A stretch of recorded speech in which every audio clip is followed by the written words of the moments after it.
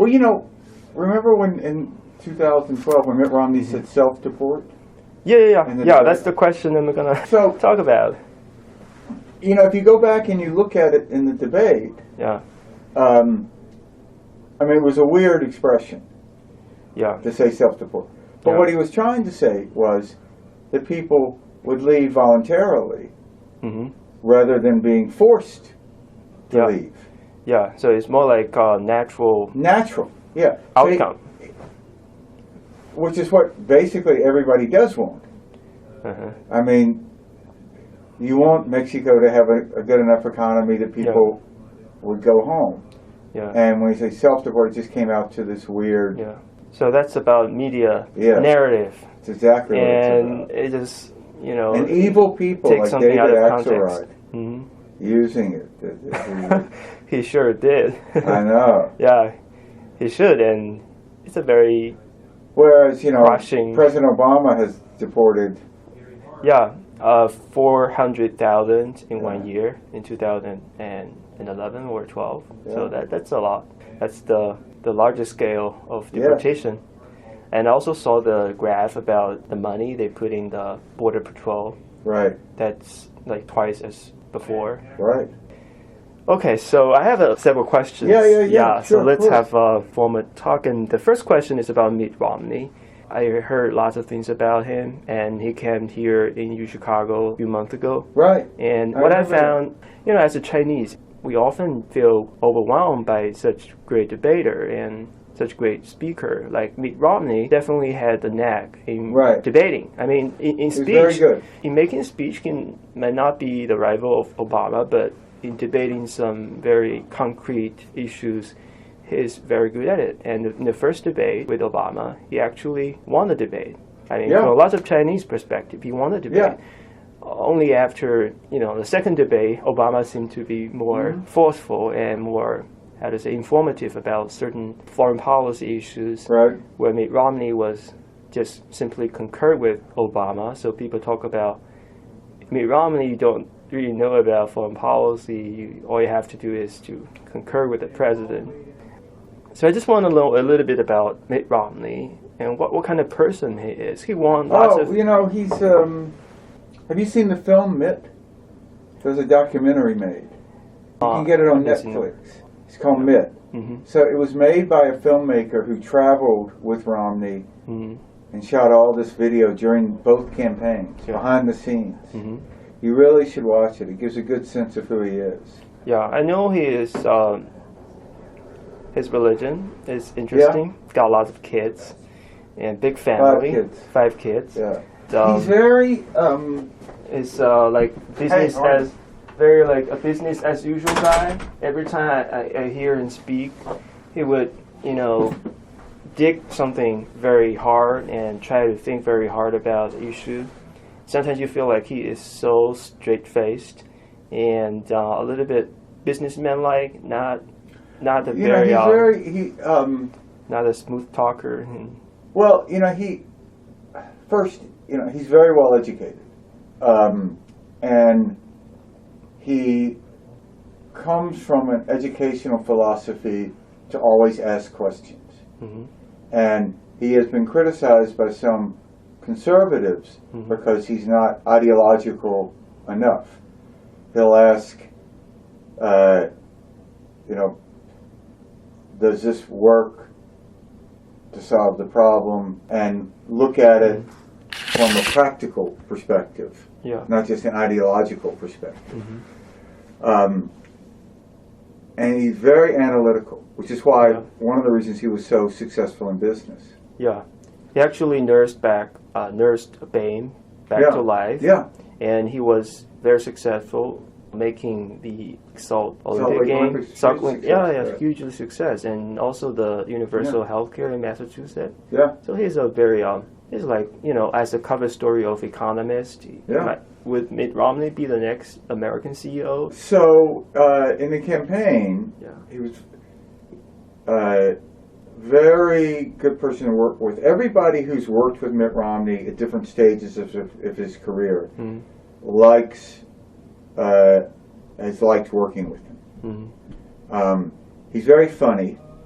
behind the scenes. He's very, he's someone who can, in a tense situation, he usually can find humor in it. And he always takes responsibility for anything. And he works really hard himself, so it always makes you want to work harder. He kind of leads by example.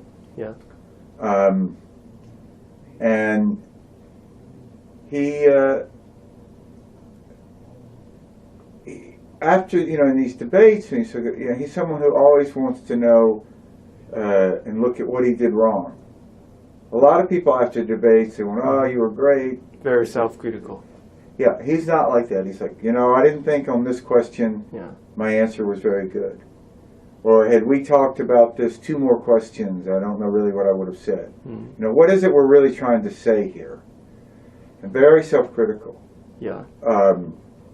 And I think he really is sort of one of the secrets of his success. Plus, he's very well balanced emotionally. He's not an angry person. He's very steady. He's not like Donald Trump.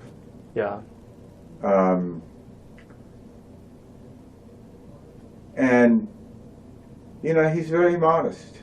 And he has this belief and his value system based in religion that making money is not the greatest good, and it's something that doesn't validate you as a good person. He's been very fortunate, he's been very successful, but that doesn't prove you're a good person.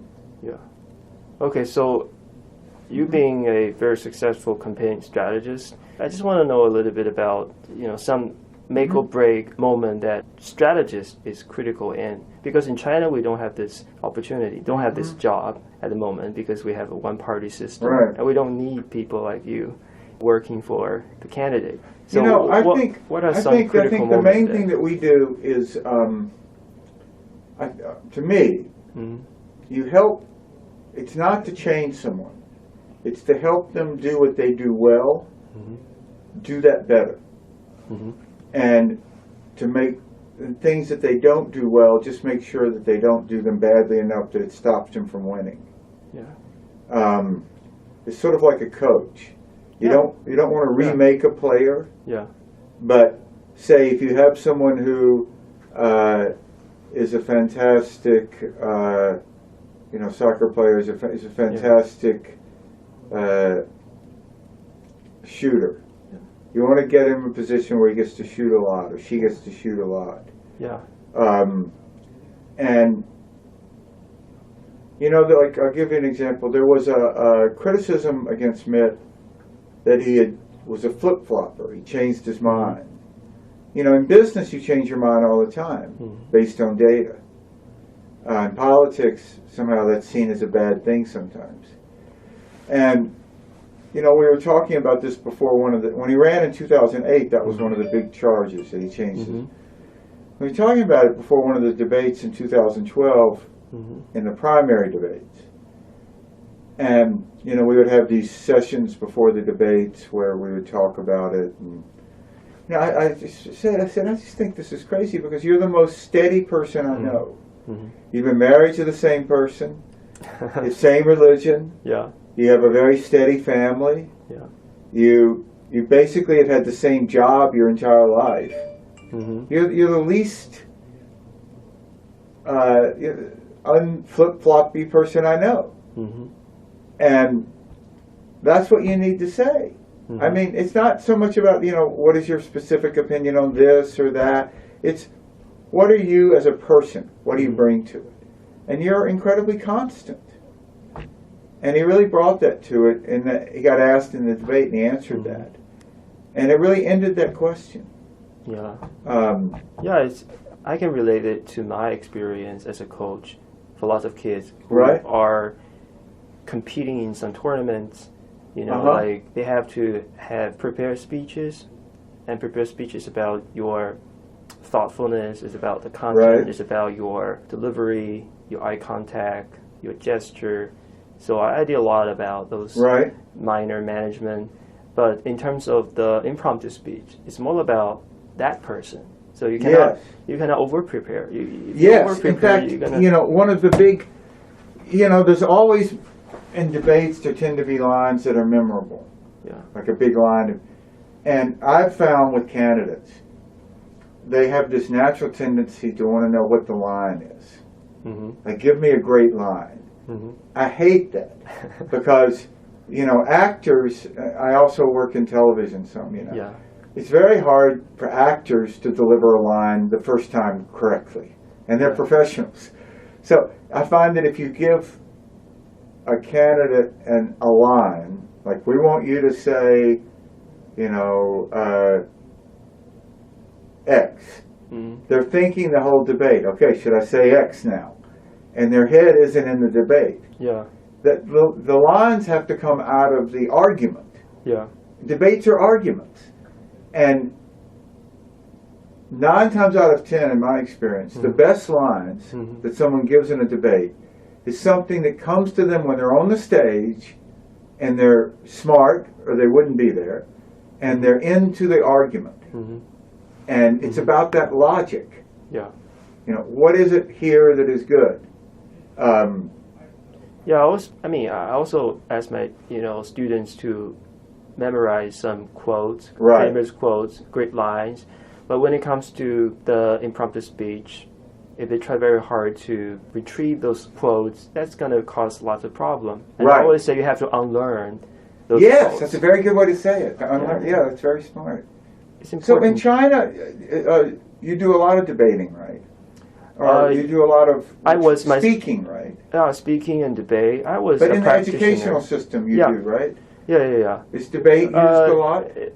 Well, there is an emerging grassroots debate organizations in China. Interesting. It was spearheaded by some Singaporean coach, Mm-hmm. because in Singapore they basically have the best debaters in Asia, Right. and there are lots of very entrepreneurial, very smart persons coming to China and organize lots of grassroots debate organization. And you see that in 2011, The Economist magazine had a short piece about the Chinese debate organization emerging, and it's an organization that promotes lots of Right. ideas about democracy, all this institution building, something controversial in a conservative perspective, like monetizing organ transplant, stuff like that. So, Interesting. so people get more information about certain issue that might be even controversial in the United States.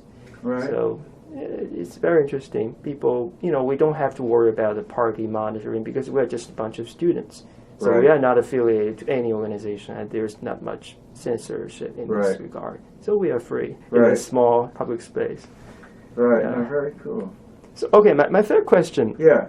is about the outsider in this campaign. Yeah. From the political science perspective, we know that one of the perils of the American presidentialism is that it would encourage certain outsider to instigate from the outside, like Donald Trump. Right.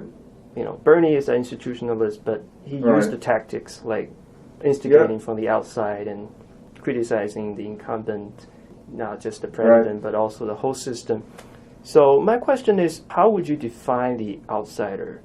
Well, I think it's listen. I think I don't think there are any outsiders in this race. Yeah. I think it's people trying to pretend to be the outsiders. I mean, you look at Donald Trump. He inherited money.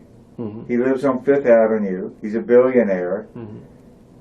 Hillary Clinton came to his wedding. He's the ultimate insider. He's not a political insider, but he's right at popular culture.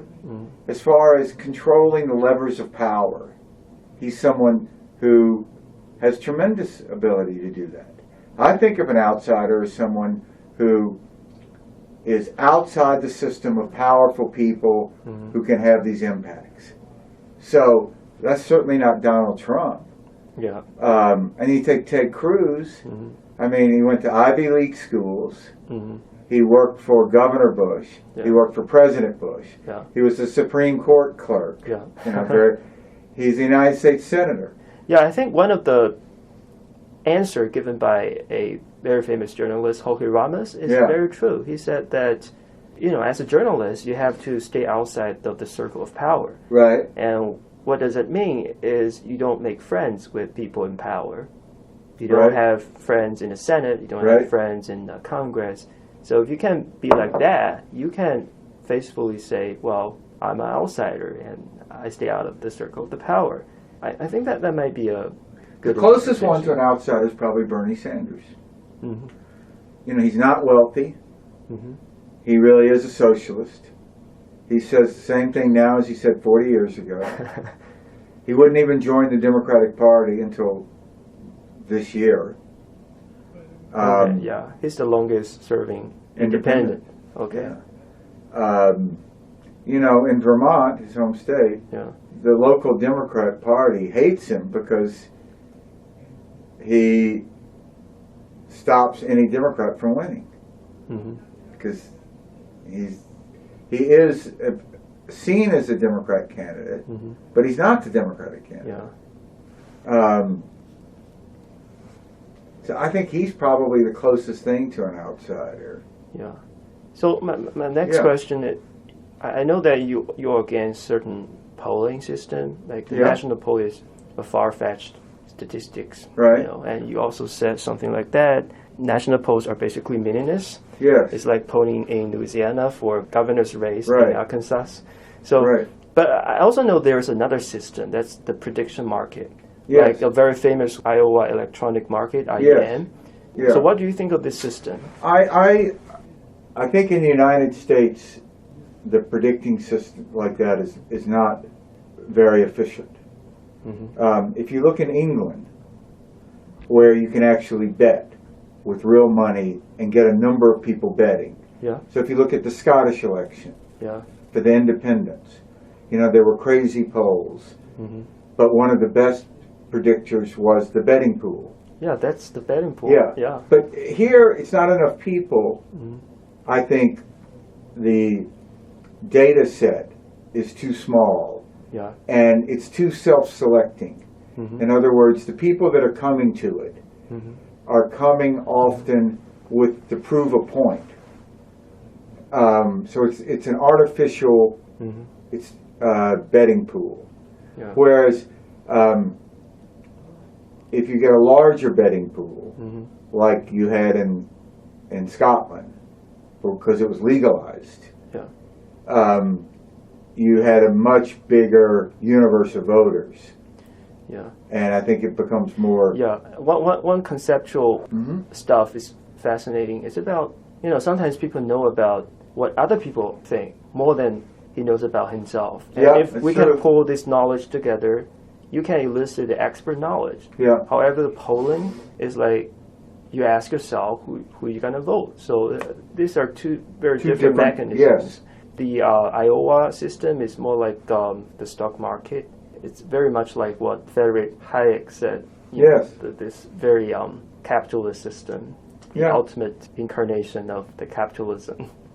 I think you look at, there's another one called Predict that has started this year.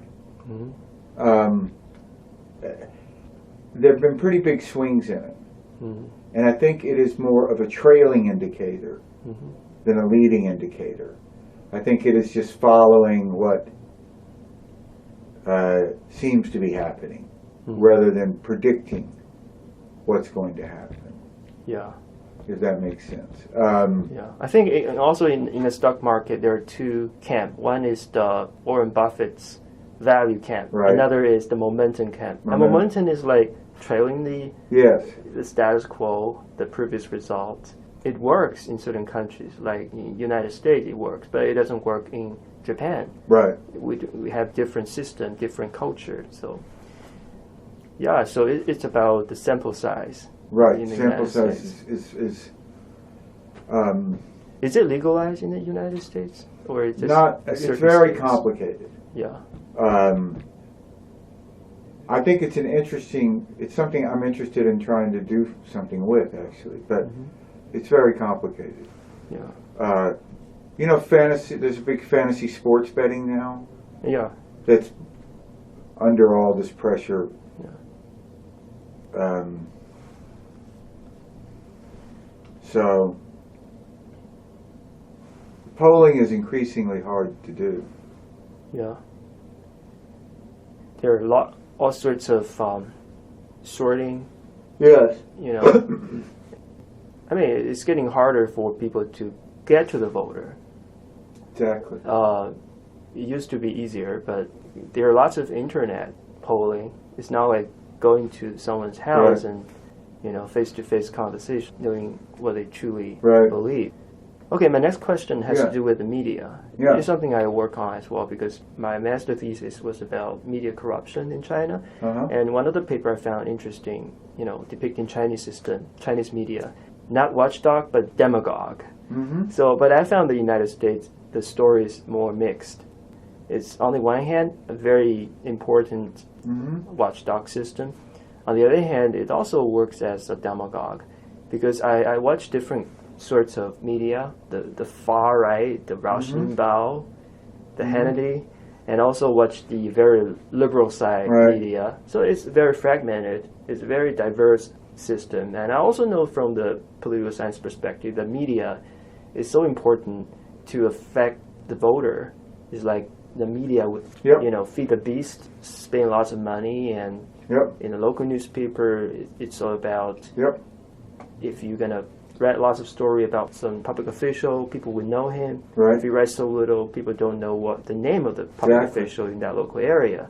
So my question is there something that people can do in the United States about media in this respect, because it's so fragmented and people cannot pull information together? They tend to have lots of fragmented. Yeah, I think one of the big problems we have is people tend to read and consume media to reinforce their opinion rather than to inform it. You read stuff that is much more stuff you agree with. The way that you self-select information. I mean, your computer directs it to you now. You know, if I start going on liberal websites, you know, Google will start sending me more liberal, and it becomes a self-fulfilling information circle. And the economic model of a fair-minded, unopinionated media source has become much more difficult. You had Fox on the right and MSNBC on the left,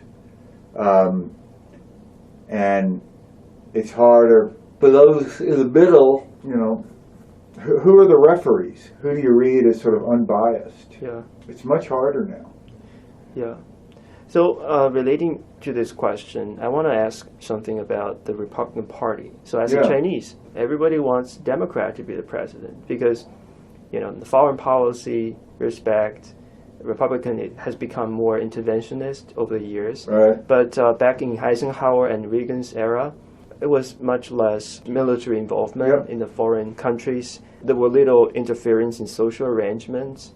But nowadays, lots of Republicans talk about, you know... This is what... let's get some coffee. You want some coffee? Okay. Yeah, come on. Cool. You know, Rand Paul...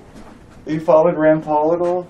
Yeah, because, you know, he's really against that. Yeah. You know, he's really against that. You know, he's been very... against trying to... You want some coffee? I'm fine. I just drank two. Oh, you did? Okay. I think it's a problem. I think it's a problem for Republican Party to be seen too much that way. That is a result of, you know, the Iraq and Afghanistan war. But then, you know, at the same time, you look at, you know, ISIS. And I think Americans want a stronger approach. I mean, I think Obama's been a disaster in foreign policy. Lots of my friends who are probably 30 years older than me, they think Obama foreign policy is kind of like a joke. I think it's a disaster. Yeah, and I know that it's become harder for America to be a global hegemon over the decades. It can be a very strong regional hegemon, but to be a world police will be much harder than 30 years back. I think he's very uncomfortable with it, President Obama. I don't think it's. And in his State of the Union address, he talked about how America can lead without being a world police.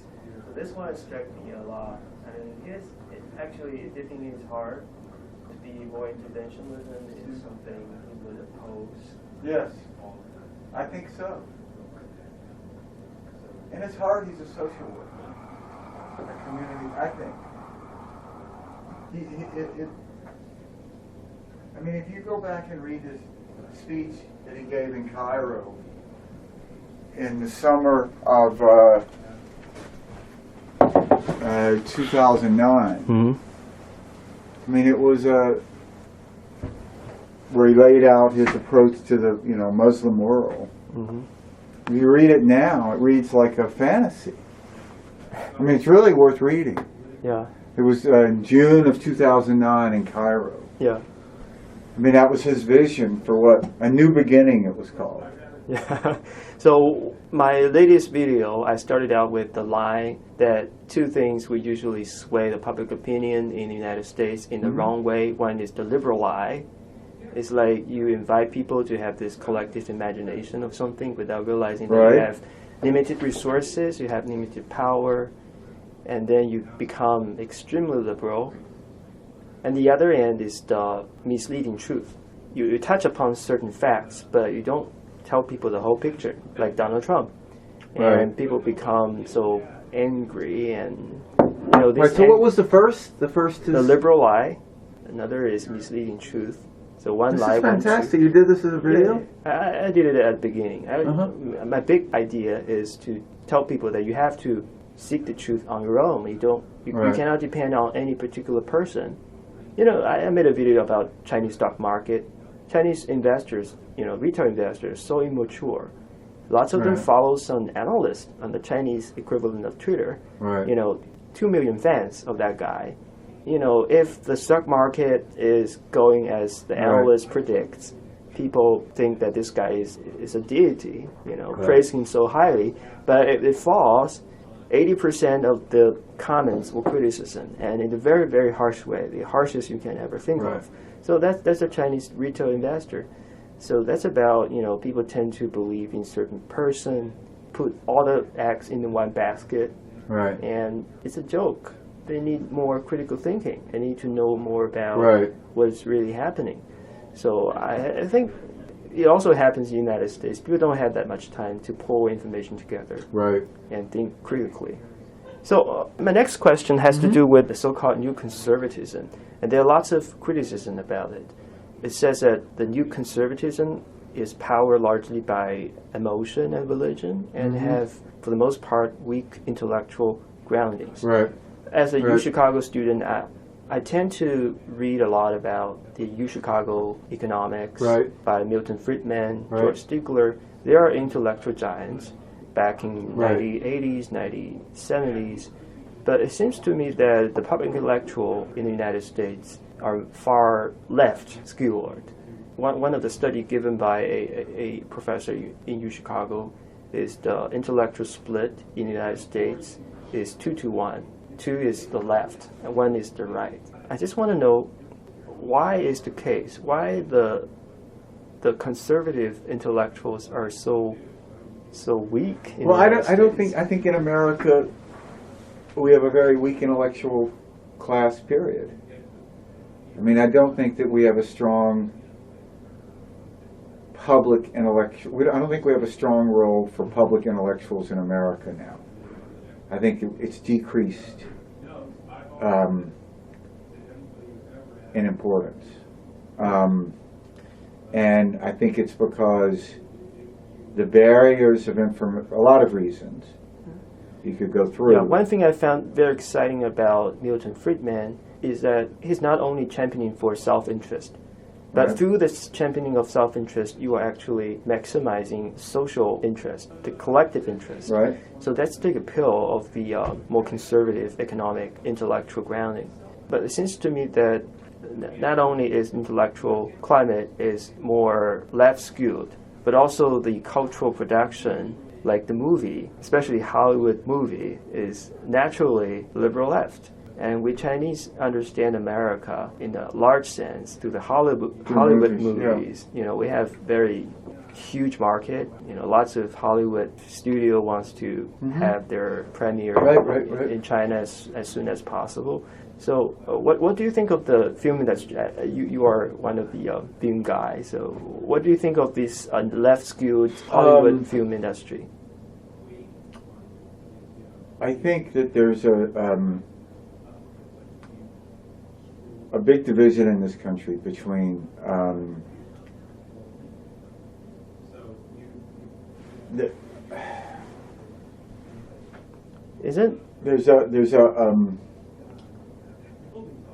it's complicated, but as a businessman, you tend to be more pro-business, economically conservative. But as an actor, if you say something conservative, you're going to be unpopular. It's not good. Yeah, like very few. No, it's true. Yeah, there are very few conservative actors in the United States. But it's I think that it's complicated, but I think that there has been a popular culture that represented, in many ways, an elite class, and that elite class pretended to speak for those who were not elite. But in fact, I think they were very much elitist, like Jon Stewart. Yeah, so popular in China. Yeah. If you compare Jon Stewart to John Steinbeck, the writer of during the Depression, I think that's very interesting. So Jon Stewart is this multimillionaire, suburban. We just know he's a funny guy. We don't know about his wealth. Yeah, no, he's a rich guy from New Jersey who is a social critic, but he doesn't speak for those who are not really doing well in this system. Hey, so have you ever read or seen like The Grapes of Wrath or John Steinbeck? So John Steinbeck spoke for those who really were failing in the American system. And I think that the differences in those two voices, I think are really important. And for the last, I think, while President Obama's been in office, there has been a need to try to pretend that things are better than they are. The rich have gotten a lot richer. The stock market has gone up. I think that there's been sort of a conspiracy of silence about how difficult things really are in the country. And when you look at unemployment numbers that have gone down, they really hide what's really happening in the country. Yeah, he just talked about the general number, the employment recovery, 14 million people get a job. But the American system is getting more polarized. And in China we talk a lot about our Gini coefficient. It's more than American, but the 1% at the top has 1/3 of the wealth. But United States, the number is 42%. That means United States has very, very rich people at the top. Even though you have a large bulk of middle class. But that's getting smaller. And from lots of figures, those lower class, lowest 5%, the income is falling for 6% or 5% over the past several decades. So, I think if we look more closely, there's always going to be some problem. But Obama gave a very big picture, and I think that there, if Obama was a Republican, I think Senator Obama would be tearing him apart. I mean, you have the highest inequality we ever have had. You have the last 7 years, we've had sharp increases in poverty. We've had, for the first time now, we have the poor, the middle class, and the rich. For the first time now in modern history, the middle class is smaller than the poor or the rich. And all of this has happened. These were all long-term trends, but they've all escalated. But I think it's one of the events that's so critical to this outcome is the financial crisis. And the financial crisis is not the outcome of Obama's administration. Obama actually helped those banks to prevent the systematic risk. Well, there's lots of debate about what he should do at the moment to save those big banks or not. Presidents solve problems. Yeah, solve problems. I mean, Roosevelt came in during the Depression and had World War II. Yeah. Truman had the Cold War. He had to decide if he was. So throughout the crisis building up and solving the crisis, it's always the rich get the largest share of the benefit. My problem with Obama is that he's like a lot of conservatives. He's much more interested in social causes than economic. He talks more about guns and gay marriage than about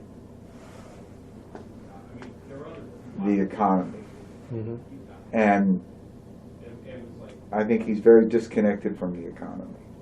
Yeah, I think he's more like, in the academic sense, more a sociologist than an economist. Yes. And that's my last question. It's about college education. Yeah. So UChicago is a very peculiar phenomenon because we have so many famous conservative thinkers in law school, in economics department, but they are aging guys and, they're old and lots of their friends died recently. So, right. But UChicago actually ranked the first in terms of its tolerance for conservative ideas. It was reported by USA Today. And there is a notion of the institutionalization of liberal school in universities. Yes. Because people say that the professor, they tend to work in this quasi-socialistic working environments. Yes. They don't get lots of pay, but they are satisfied with the pay. So they tend to have this more liberal view.